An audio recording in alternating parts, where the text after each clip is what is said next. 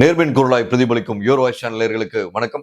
Exit போல், இந்த exit போல்ன்ற பேர்ல கடந்த 2 நாட்களா அதாவது வெஸ்ட் பெங்கால்ல தேர்தல் முடிஞ்சதுல இருந்து இன்னைக்கு வரைக்கும் பாத்தீங்கன்னா தமிழ்நாடு முழுக்க அந்த எக்ஸிட் போலை பற்றி ஒருத்தர் ஒரு விதமா பேசுறது பார்க்க முடிஞ்சது. உள்ளபடியே 2016 இதே போலதான் எக்ஸிட் போல் வந்தது. இந்த எக்ஸிட் போலை வச்சு ஒரு பெரிய ஒரு விழாக்கோலமா நடந்தது நம்ம கண்கூட பார்த்தோம் 2016. ஆனால் தேர்தலோட ரிசல்ட் நாள் அன்னைக்கு டோட்டலா அப்படியே மாறுபட்டது. ஸோ இந்த சூழல்ல அதே திமுக இருக்க நபர்களும் சரி, இங்க இருக்கும் அதிமுக நபர்களும் சரி, 2 பேர்கிட்டையும் அந்த இடத்துல கருத்து கணிப்பை பத்தி கேட்டபோது எங்களுக்கு அதன் மீது உடன்பாடு இல்லை, அதை ஒரு பொருட்டா நாங்க கன்சிடர் பண்ணலன்னு சொன்னாங்க. உள்ளபடியே வரவேற்கத்தக்க விஷயம். ஏன்னா கருத்து கணிப்பு என்பது வரும் காலங்களில் பாத்தீங்கன்னா ஒவ்வொரு கட்சிக்கு சாதகமாக பேச வேண்டும் என்று கருத்து திணிப்பாக மாறிக்கொண்டு வருகிறது என்பதை இந்த விஷயத்துல ரொம்ப ஸ்ட்ராங்கா பதிவு பண்றோம். ஏனென்றால் கடந்த சில ஆண்டுகளாக சோசியல் மீடியாவோட இன்ஃபுளுயன்ஸ் ஜாஸ்தி ஆனதுக்கு அப்புறம் சும்மானா எல்லாரும் மைக் எடுத்து போயிட்டு நீங்க யாரு ஓட்டு போட்டீங்க அப்படின்னு கேட்கறது ஒரு ஃபேஷனா மாறி போச்சு. எதுக்கு எடுத்தாலும் ஒரு விமர்சனத்துக்கு ஒரு ஃபேஷனா மாறி வந்துட்டு இருக்க சூழல்ல உள்ளபடியே 234 தொகுதியில கிட்டத்தட்ட 5 கோடி சொச்சம் வாக்காளர்கிட்ட கருத்து கணிப்பு கேட்டாங்களா அப்படின்னு பார்த்தா கண்டிப்பா கேட்டிருக்க மாட்டாங்க. ஒரு தொகுதிக்கு குறைஞ்சபட்சம் ஒவ்வொரு கருத்து கணிப்போட அந்த ஏஜென்சி ஆனது குறைஞ்சபட்சம் 1500 இருந்து 2300 அந்த சாம்பிள் சைஸ் வச்சு பார்க்கும்போது நம்ம ஒரு தொகுதிக்கு அப்ராக்சிமேட் 1,80,000 இருந்து 3,60,000 வரைக்கும் மேக்சிமம் வாக்காளர்கள் இருக்காங்க சில தொகுதியில. அப்படி இருக்கும் சூழல்ல இவங்களோட சாம்பிள் சைஸ் 1500, 2000, 2500 வச்சா அந்த கருத்து கணிப்போட எக்ஸாக்ட் ரிசல்ட் எப்படி இருக்கும்னு பார்க்கும்போது அது கருத்து கணிப்பு கிடையாது, கருத்து திணிப்பு என்பதுதான் நிதர்சனமான உண்மை. சரி, நாம பொறுத்த வரைக்கும் யோர் வாய்ஸ் சேனல்ல நம்ம இந்த கருத்து கணிப்பு விஷயத்துக்கு வர்றதுக்கு முன்னாடியே நம்ம பிப்ரவரி மாசத்துல இருந்து அந்தந்த தொகுதியில வெற்றி வாய்ப்பு யாருக்கு இருக்கு அப்படின்ற விஷயத்த நம்ம கணிச்சு நம்ம அங்க மக்களோட நம்ம பத்திரிகையாளரை பிளஸ் அங்க இருக்கக்கூட சில முக்கியமான ரிப்போர்ட்டர்ஸ் மூலமா அனலைஸ் பண்ணோம். அந்த அனலைஸ் பண்ணத ரிப்போர்ட்டை ஏன் நீங்க டிஸ்க்ளோஸ் பண்ணல, நீங்களா போய் பண்ணிடலாம்னு கேட்டாங்க. நமக்கு அவசியப்படலை, அவசியமும் படாது, தோணல. ஆனால் இந்த சூழல்ல கண்டிப்பா நம்ம சில விஷயங்கள் மக்களுக்கு கொடுத்தாகணும். ஏன்னா வெற்றி வாய்ப்பு யாருக்குன்ற விஷயத்த நம்ம அவ்வப்போது அதிமுக சாதகமா நிறைய இடத்துல போட்டிருக்கோம் அப்படின்லாம் சொன்னாங்க. உள்ளபடியே கிட்டத்தட்ட ஒரு 54 தொகுதியோட ரிசல்ட் நம்ம போட்டுருந்தோம். 54 பெரும்பான்மையா அதிமுக ஆதரவா நம்ம போட்டோம் அப்படின்ற நிலைப்பாடு தான் நம்ம அதிமுக ஆதரவாளர் சொல்ல ஒரு ட்ரேட்மார்க்கே செட் பண்ணாங்க. அவசியம் நமக்கு கிடையாது. பட் 234 தொகுதிக்கான மொத்த டேட்டா நம்ம கிட்ட இருந்தது. ஆனால் நம்ம ஏன் ரிலீஸ் பண்றோம்னா புரோட்டோகால் கோட் ஆஃப் கான்டக்ட் அப்படின்ற ஒரு ரீசனால தான் கரெக்டா அந்த தேர்தலுக்கு 2 நாட்கள் முன்போட நம்ம அந்த கருத்து கணிப்பாகட்டும் வெற்றி வாய்ப்பு யாருக்காகட்டும் அதில் நிறுத்தி வச்சிருந்தோம். இப்போ கரெக்டா இந்த எக்ஸிட் போல் வந்ததுக்கு அப்புறம் 2 நாள் கழித்து தான் இந்த வீடியோ நம்ம ரிலீஸ் பண்றோம். ஏனென்றால் மக்களுக்கு பத்திரிகையாளர் மூலமாக நமக்கு இன்னும் நியாயமான நேர்மையான பத்திரிகையாளர் தமிழகத்தில் இருக்கிறார்கள் என்பதை நிரூபிக்க வேண்டும் கடமை ஒவ்வொரு பத்திரிகையாளருக்கும் இருக்கு. அதன் அடிப்படையில் மாவட்டம் வாரியா நம்ம ரிப்போர்ட்டர்ஸ் மூலமா கிடைச்ச ஒரு அப்ராக்சிமேட் டேட்டா தான் இது சொல்றோம். இது எத்தனை பேர்கிட்ட மைக் வச்சு கேட்டாங்களா அப்படி கிடையாது. அந்த கள நிலவரம் எப்படி இருக்கு, சாதகமா மாறி இருக்கா அப்படிங்கிற விஷயத்த மட்டும் நம்ம அனலைஸ் பண்ணி அந்த டேட்டா எடுத்ததுதான் இந்த விஷயம். சரிங்களா? திருவள்ளூர் தமிழ்நாடு முழுக்க 234 தொகுதியில மாவட்டம் வாரியா நம்ம எடுத்தால ஃபர்ஸ்ட் திருவள்ளூர் மாவட்டத்துல மொத்தம் 10 தொகுதி. இந்த 10 தொகுதியில திமுகவுக்கு கிட்டத்தட்ட 4 தொகுதியிலும், அதிமுகவுக்கு 5 தொகுதியிலும், தாவேக்காக்கு 1 தொகுதியும் கன்வெர்ட் ஆன சூழ்நிலை இருக்கு அப்படின்ற மாதிரி அந்த காலண்டர் ரிப்போர்ட் சொல்லுது. சென்னை பொறுத்த வரைக்கும் 16 தொகுதி. இந்த 16 தொகுதியில சென்னையில அதிமுகவுக்கு 5 to 6 தொகுதி ஃபேவரா மாறுதுன்னு சொல்லி நம்ம ஆல்ரெடி ரிப்போர்ட்ல சொல்லியிருந்தோம். அண்ணா நகர் ஆகட்டும், திருவிக நகர் ஆகட்டும், ராயபுரம் ஆகட்டும், முக்கியமாக டி நகர் சத்யா ஆகட்டும், இந்த மாதிரி சில முக்கியமான தொகுதிகள் அதிமுக காலண்டர் சாதகமா இருக்கு. அதே மாதிரி திமுகவுக்கு வில்லிவாக்கம் தொகுதி ஆகட்டும், முக்கியமா கொளத்தூர் தொகுதி ஆகட்டும், திருவல்லிக்கேணி ஆகட்டும், மயிலாப்பூர் ஆகட்டும், இதெல்லாம் திமுகவுக்கு சாதகமா இருக்குன்னு சொல்லி ஏற்கனவே பதிவு பண்ணியிருந்தோம். ஸோ இந்த இடத்துல தாவேக்காக்கு 1 தொகுதி வர வாய்ப்பு இருக்குன்ற விஷயத்த நம்ம புதுசா இந்த இடத்துல பதிவு பண்றோம். ஏன்னா பெரம்பூர் பத்தி ஆல்ரெடி சொல்லியிருக்கோம், பெரம்பூர் தொகுதி இவங்களுக்கு தான் இருக்குன்னு சொல்லிட்டு. அது போக எக்மோர் கொஞ்சம் இழுபறியா இருக்கு. ஏன்னா நண்புக்குரிய நண்பர் பிரசன்னா அவர்களும் அருமை சகோதரர் ராஜ்மோகன் அவர்களும் டஃப் காம்படிஷன், அதுல மாற்றுக்கருத்து இல்லை. இருந்தாலும் கூட அந்த இடத்துல ஒரு எட்ஜ் இருக்கதா பார்க்க முடியுது. ஸோ காஞ்சிபுரம் பொறுத்த வரைக்கும் பாத்தீங்கன்னா 5 மாவட்டம்ல 3 திமுகவிற்கும் 3 அதிமுகவிற்கும் சாதகமா இருக்கதா பார்க்க முடியுது. அடுத்தபடி கிருஷ்ணகிரியில மட்டும் 6 தொகுதி. 6 தொகுதியில திமுக அதிமுக சரிபாதியா ரொம்ப ஸ்ட்ராங்கா 3 ஸ்ட்ராங்கா இருக்கு. தர்மபுரியில மொத்தம் 5 தொகுதி. 5 தொகுதியில் 3 தொகுதி அதிமுக கூட்டணிக்கும், 2 தொகுதி திமுகவுக்கும் சாதகமா இருக்கு. இந்த தர்மபுரி நம்ம எல்லாருக்கும் தெரியும், அன்புமணி மனைவியார் அவர்கள் போட்டிடுறாங்க, இன்னொரு பாட்டாளி மக்கள் கட்சி வேட்பாளர் போட்டிடுறாங்க. ஸோ நல்ல டஃப் அங்க போயிட்டு இருக்கு தர்மபுரியில. திருவண்ணாமலை பொறுத்த வரைக்கும் திமுகவோட கோட்டை மொத்தம் 8 தொகுதி. 8 தொகுதியில 5 தொகுதி திமுக பக்கம் நகர்வதாகவும், அதிமுக பக்கம் 3 தொகுதி நகர்றதை பார்க்க முடியுது. அதே மாதிரி விழுப்புரம் பொறுத்த வரைக்கும் ரொம்ப ஸ்ட்ராங்கான ஒரு கால்குலேஷன் தான் இருக்கு. ஏனென்றால் விழுப்புரத்துல 4 தொகுதி வந்து அதிமுக பக்கம் நகர்றத முதல்ல பார்த்திருந்தோம். எப்போ பிப்ரவரி மார்ச் வரைக்கும். அதுக்கு அப்படியே எலெக்ஷனுக்கு போஸ்ட் எலெக்ஷன் வந்து நிலவரம் அப்படியே மாறி இருக்கு. இப்போ வந்து திமுக எல்லா தொகுதியிலும் பார்த்தீங்கன்னா திமுக தான் வெற்றி பெறும்னு சொல்றாங்க. ஆனால் களத்தோட நிலவரம் வச்சு பார்க்கும்போது 3க்கு 3 சரிபாதியா வந்து விழுப்புரத்துல பிரியப்படுது பார்க்கிறோம். சேலம் பொறுத்த வரைக்கும் மொத்தம் 11 தொகுதி. 11 தொகுதியில லாஸ்ட் டைம் அப்படியே எடப்பாடியார் அவர்கள் ஒயிட் வாஷ் பண்ணாங்க அதிமுக டீம். இந்த முறை ஒயிட் வாஷ் ஆகாது. 9 தொகுதி சாலிடா வந்து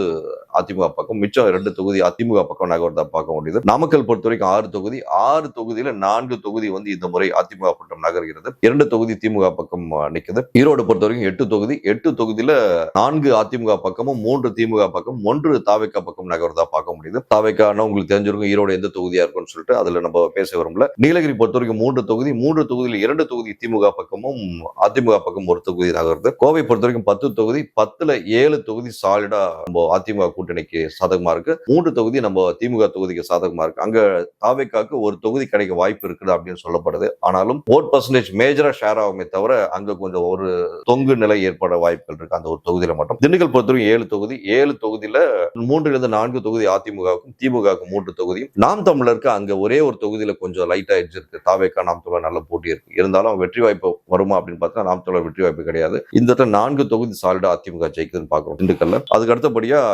கரூர்ல பொறுத்த வரைக்கும் பாத்தீங்கன்னா கரூர் மிகப்பெரிய இன்சிடென்ட் நடந்தது. சோ இந்த இடத்துல 4 தொகுதி. இந்த 4 தொகுதி அப்படியே தாவேக்கா ஒயிட் வாஷ் பண்ண போது நிறைய பேர் சொல்லிட்டு இருந்தாங்க. உள்ளபடியே கிடையாது.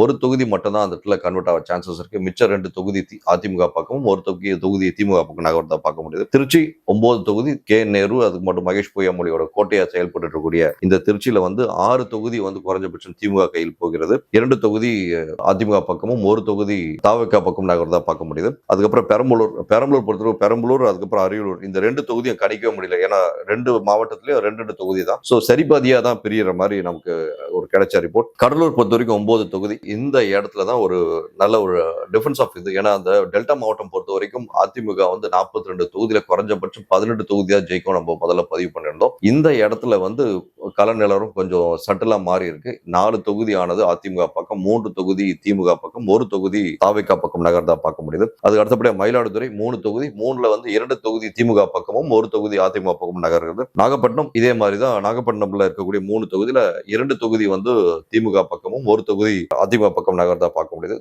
திருவாரூர்ல இங்க 4 தொகுதியில 2 திமுகவுக்கும் 2 அதிமுகவுக்கும் அப்படியே நகர்தா பார்க்கிறோம். தஞ்சாவூர்ல 8 தொகுதி. இந்த 8ல 1 தொகுதி வந்து தாவேக்கா பக்கம் நகர்கிறது. மிச்சம் இருக்கக்கூடிய தொகுதிகள் சரிபாதியா திமுக பாதியும் அதிமுக பாதியும் பிரியறதா பார்க்க முடியுது. ஆனாலும் தஞ்சாவூர், திருவண்ணாமலை இது எல்லாமே வந்து திருச்சி இதெல்லாம் வந்து திமுக கோட்டை. அந்த இடத்துல சில பிளவுகள் ஏற்படுதுன்னு இந்த இடத்துல பதிவு பண்றோம். ஏனென்றால் தஞ்சாவூர்ல 3 தொகுதி வந்து அதிமுக பெறுதுன்னா உண்மையில ஆச்சரியமான விஷயம். அடுத்தபடியா புதுக்கோட்டை பொறுத்த வரைக்கும் 6 தொகுதி. 6 தொகுதியில குறைஞ்சபட்சம் அதிமுக 2லிருந்து 3 தொகுதி வெல்லக்கூடிய வாய்ப்புகள் இருக்குது. திமுகவும் 2லிருந்து 3 தொகுதி. இது கொஞ்சம் இழுபறி. ஏன்னா 6க்கு 3 ஸ்பிரிட் எடுத்தாலுமே கூட பட் புதுக்கோட்டை என்றாலே நம்ம எல்லாருக்கும் தெரிஞ்ச விஷயம். நம்ம விஜயபாஸ்கர் முன்னாள் சுகாதாரத்துறை அமைச்சர் அவருக்கு ஒரு டார்கெட் கொடுத்து பிக்ஸ் பண்ணிருக்காங்க. அவர் 4 தொகுதி கேரண்டியா ஜெயிப்ப நம்ம அஷூரன்ஸ் கொடுத்திருந்தாரு. பட் இப்போதைக்கு கலைஞரோட 3 தொகுதி காமிக்குது புதுக்கோட்டை பொறுத்த வரைக்கும். சிவகங்கை பொறுத்த வரைக்கும் 4 தொகுதி. 4ல வந்து 1 தொகுதி கேரண்டியா நம்ம காரைக்குடியில் இருக்கக்கூடிய நாம் தமிழர் கட்சி சீமான் அவர்கள் வெல்வார்னு சொல்லி அங்க இருக்க கலைநிலவரம் ஓரளவுக்கு கொஞ்சம் பாசிட்டிவா சொன்னது. இருந்தாலும் அந்த ஓட்டியம் பெரும்பான்மை தாவேக்கா பிரிக்கிறாங்கன்றது பார்க்க முடியுது. சோ திமுகவிற்கு 2 தொகுதியும் அதிமுகவுக்கு 1 தொகுதியும் சிவகங்கை பட்டம் மாறுது. மதுரையை பொறுத்த வரைக்கும் 10 தொகுதி. 10ல வந்து அதிமுகவுக்கு 4 தொகுதியும் திமுகவுக்கு 5 தொகுதியும் தாவேக்காவுக்கு 1 தொகுதியும் வரதுக்கு வாய்ப்புகள் இருக்குன்னு தெரியுது. தேனி பொறுத்த வரைக்கும் 4 தொகுதி. 4ல 3 இடத்துல வந்து திமுகவும் 1 இடத்துல அதிமுக வெல்வதற்கான வாய்ப்புகள். இதுல பார்க்க வேண்டிய விஷயம் என்னன்னா முதல்ல எல்லாம் ஓபிஎஸ் ஆகட்டும் அந்த தங்கத்தமிழ் இவங்க எல்லாம் அதிமுக இருந்து போனவங்க தான். இப்போ அவங்க கட்சி மாறி போனதோட எஃபெக்ட் அந்த இரட்டை இலை சின்னத்துக்கு நம்ம முதலே பதிவு பண்ண மாதிரி தேனி பெல்ட்ல இரட்டை இலை சின்னத்தை மட்டும் போக்கஸ் பண்ணி போட ஆட்கள் இருக்காங்க. ஆனாலும் போடி நாயக்கனூர் ஆகட்டும் அந்த கம்பம் ஆகட்டும் இந்த பெல்ட் எல்லாம் கொஞ்சம் நகர்கள் பார்க்கறாங்க. குறைஞ்சபட்சம் வந்து 1லிருந்து 2 தொகுதி அதிமுக இருக்கும், 2 தொகுதி திமுக இருக்கும் சாதகம் என்று சொல்லலாம் தேனியை பொறுத்தவரை. அடுத்தபடியா விருதுநகர் மொத்தம் 7 தொகுதி. 7 தொகுதியில விருதுநகர் பொறுத்த வரைக்கும் 3 தொகுதி அதிமுகவுக்கும் 3 தொகுதி வந்து திமுகவுக்கும் சாதகமா இருக்கு. ஒரு தொகுதி ஒரு மினிமம் டிஃபரன்ஸ்ல தாவேக்கா வெல்வதற்கு வாய்ப்பு இருக்கு. அப்படி இல்லைன்னா அந்த ஒரு இதுவும் வந்து திமுக ஜாயின் ஆகும். ஸோ அப்படி பார்க்கும்போது 4 தொகுதி திமுகவுக்கும் 3 தொகுதி அதிமுகவுக்கும் நகருக்கு விருதுநகர் சான்சஸ் நிறைய இருக்கு. ராமநாதபுரம் பொறுத்த வரைக்கும் ஒரு டஃப்பான ஒரு பிளேஸ். இந்த இடத்துல குறைஞ்சபட்சம் 2-2 திமுக 2 அதிமுக 2 பிரியும் இந்த 4 தொகுதியில. அடுத்தபடியா தூத்துக்குடி 6 தொகுதி. இந்த இடத்துல வந்து ஈக்குவல் ஸ்பிளிட் ஆகுது. திமுகவுக்கு 2, அதிமுகவுக்கு 2, தாவேகாவுக்கு 2. ஏனென்று பார்த்தால் கடைசி நேர பிரச்சாரத்தில் திருவண்ணாமலை அந்த தூத்துக்குடி பெல்ட் எல்லாம் வந்து விஜய் மேஜரா கவர் பண்ணியிருக்காரு. ஸோ அந்த இடத்துல ஸ்ட்ராங்கா ஒரு 2 சீட் ஜெயிக்கிறதுக்கான வாய்ப்புகள் இருக்குன்னு பாக்குறோம். தென்காசி பொறுத்த வரைக்கும் 5 தொகுதி. இந்த 5 தொகுதியில் திமுகவுக்கு ஏற்கனவே வந்து அங்க செல்வாக்கு கம்மியா இருந்தது. இந்த ஆன்டி இன்கம்பன்ஸை கேபிடலைஸ் பண்ணுவாங்கன்னு நினைச்சோம். அதிமுக கேபிடலைஸ் பண்ணாதோட எஃபெக்ட் திமுகவுக்கு 3 தொகுதி அங்க வெல்லுகிற வாய்ப்புகள் இருக்கு. 2 தொகுதியில் அதிமுக வெல்வதற்கான வாய்ப்புகள் இருக்கு. திருநெல்வேலி பொறுத்த வரைக்கும் 5 தொகுதி. 5 தொகுதியில் அதிமுக ஒரே ஒரு தொகுதியில் மட்டும் தான் வெல்வதற்கான வாய்ப்புகள் இருக்கு. திமுக 2, தாவேகா 2 போட்டிருக்கோம். ஏனென்றால் அங்க கள நிலவரத்தை கடைசி நேரம் ட்விஸ்ட் அண்ட் டர்ன்ஸ் நடந்ததுனால அங்க இருக்க மகளிர் வாக்குகள் வந்து பெரும்பான்மையா வந்து அதிமுக உள்ளவனுடைய வாக்குகள், ஆன்டி இன்கம்பன்ஸ் உள்ளவனுடைய வாக்குகள் எல்லாம் அப்படியே தாவேகா பக்கம் நகரதா பார்க்க முடியுது. இளைஞர்கள் ரொம்ப டாமினேட் பண்ணி அந்த ஒரு பர்டிகுலர் 3 தொகுதியை வந்து டாமினேட் பண்ணி அப்படியே கன்வெர்ட் பண்ணியிருக்காங்க. ஸோ அப்படி பண்ணாலும் கூட 2 தொகுதியில மட்டும்தான் தாவேகா வெல்வதற்கான வாய்ப்புகள் அங்க இருக்கு. அடுத்தபடியாக கன்னியாகுமரியில 6 தொகுதி பொறுத்தவரை இந்த இடத்துல வந்து ரொம்ப மேஜர் ஸ்பிளிட். கடைசி நேரம் அந்த இவர் பிரச்சாரமானது ஒரு மைலேஜ் கொடுத்திருக்கு. 2-3 தொகுதி விஜய்க்கு நவறதுக்கான வாய்ப்புகள் இருக்கு. திமுக பொறுத்தவரை 1 தொகுதியும், அதிமுக 2 தொகுதியும் வெல்வதற்கான வாய்ப்புகள் அதிகம் இருக்கு. திருப்பூர் பொறுத்தவரைக்கும் 8 தொகுதி. 8ல வந்து 5 தொகுதியில வந்து அதிமுக வெல்வதற்கான வாய்ப்புகள் இருக்கு. திமுகவுக்கு 2 தொகுதியும், தாவேகாவுக்கு 1 தொகுதியும் வாய்ப்புகள் இருக்குன்னு சொல்லப்படுது. கள்ளக்குறிச்சி பொறுத்தவரைக்கும் 6 தொகுதி. திமுகவுக்கு 3, அதிமுகவுக்கு 3. இதுல பார்க்க வேண்டிய விஷயம் என்னன்னா, கள்ளக்குறிச்சியில ஒரு மேஜர் ஸ்பிளிட். ஏன்னு பாத்தீங்கன்னா, திமுகவுக்கு வந்து இந்த தடவை வந்து ஓட்டு போடக்கூடாதுன்னு சொல்லிட்டு நிறைய கிராமங்கள் அந்த கள்ளக்குறிச்சி இருக்கக்கூடிய 6 தொகுதியில 4 முக்கிய தொகுதியில வந்து கிராம வாரியா நிறைய முடிவு எடுக்கிறாங்க. அந்த கிராம வாரிய தலைவர் உட்பட அதை முடிவெடுத்து போடக்கூடாது அந்த ஆன்டி இன்கம்பன்சி ஃபேக்டர்னால. கடைசி நேரத்துல பணபலம் ரொம்ப விளையாடி அது அப்படியே எல்லாம் மைண்ட் டைவர்ஷன் ஆகி கிட்டத்தட்ட வந்து ஒரு 70% நகர்வுகள் பார்க்க முடியுது. இல்லைன்னா கள்ளக்குறிச்சி 6ல 5 வந்து அதிமுக வர வேண்டியது.